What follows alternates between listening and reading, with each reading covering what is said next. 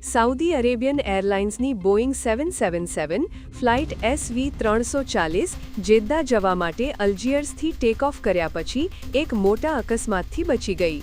વિમાન પક્ષીઓના ટોળા સાથે અથડાયું, જેના કારણે તેના નોઝ કોનને નુકસાન થયું. આ ઘટના છતાં વિમાન સુરક્ષિત રીતે લેન્ડ થયું અને મુસાફરો કે ક્રૂમાંથી કોઈને ઈજા થઈ હોવાના અહેવાલ નથી.